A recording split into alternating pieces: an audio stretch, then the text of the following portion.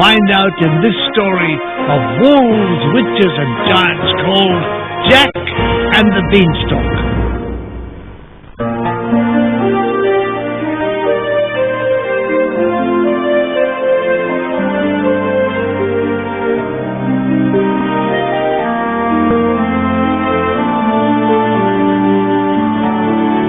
Once upon a time, a poor widow lived with her idle son Jack in a tiny cottage.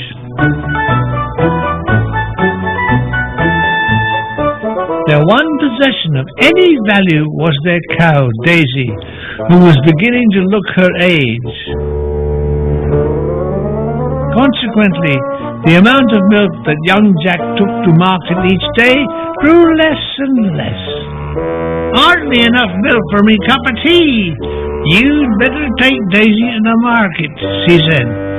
So Jack set off, leading poor old Daisy by a piece of old rope. On the way to market, they met a strange little man who asked Jack what he was doing.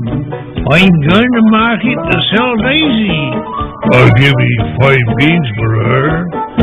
"5 rotten beans for one rotten cow," said Jack angrily. "Arr, but them ain't ordinary beans. Them's magic beans. If you plant the beans overnight time, by morning, them's reaching up to the sky." "Right up to the sky?" inquired Twit Jack. 2 seconds later, Jack was clutching his 5 beans, and a pretty disgruntled cow was being led away, marveling at the value of things these days. When Jack reached home, his mother asked him how much he'd got for Daisy. "I got 5 magic beans." "5 magic beans, you stupid scatterbrain twit!" She took Jack by the collar and sent him to bed without any supper, and threw the beans out of the window. Early next morning, Jack awoke, but there was something strange about his room. The sun didn't seem to shine through the window. Jack rushed downstairs and, to his delight, saw that the 5 magic beans had indeed grown into a huge plant stretching up to the clouds above. "I'm going to climb right to the top and see where it leads to."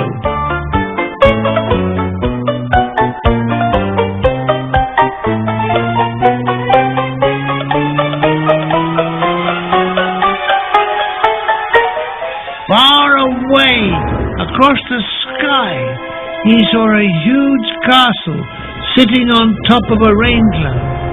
Below the rain cloud he saw England, and remembered it was summer. Jack hopped from cloud to cloud, and eventually reached the castle. Standing on tiptoe, he knocked on the door.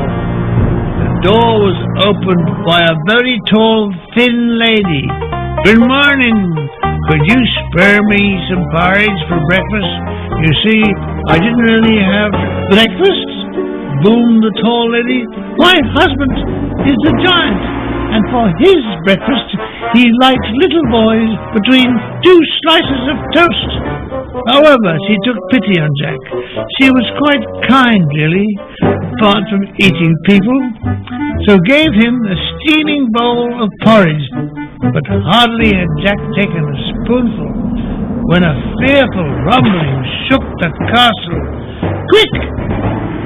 The giant is coming, and I must hide you somewhere, or he'll eat you all up." She bundled Jack into an oven, and Jack peered through the grill just as the giant entered the kitchen. "Get my breakfast, woman," he said. And suddenly the giant stopped dead in his tracks and started sniffing the air with enormous sniffs. "Beep, bum, bum, bum. I smell the blood of an Englishman. Be he alive or be he dead, I'll grind his bones to make my bread. Rubbish, said his wife. Those are only the 2 sheep you ate yesterday. I'm boiling up their bones for soup. The giant seemed satisfied, and after breakfast, in true giant fashion, decided to count up his money. 1, 2. And that was it. Bored with counting his money, the giant started to feel sleepy. Fetch me my golden harp.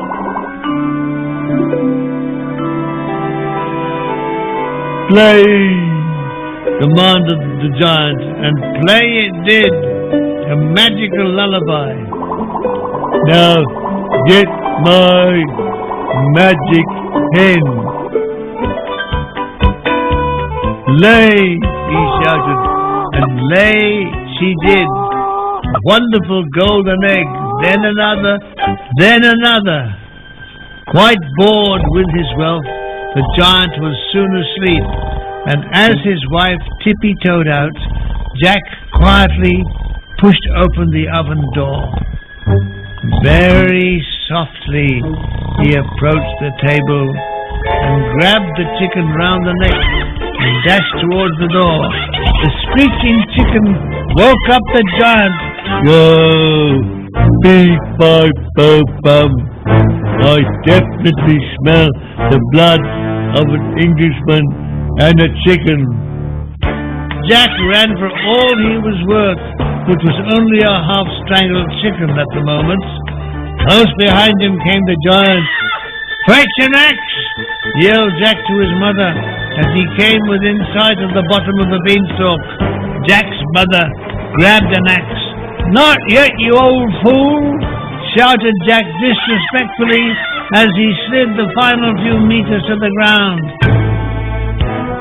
No, you can chop, said Jack, and chop she did, until at last the stalk gave away, and with a fearful howl, the giant came crashing to earth, narrowly avoiding a cottage owned by a simpleton called Jack and his mother.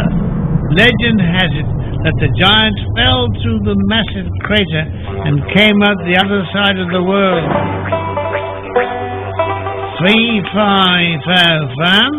I smell the blood of an Australian. Meanwhile, Jack and his mother waited in vain for the magic hen to lay its first golden egg. It never laid a single one and was in the pot by Sunday. And Jack with his mother continued to live in reduced circumstances for the rest of their lives. You'll be hearing from my signature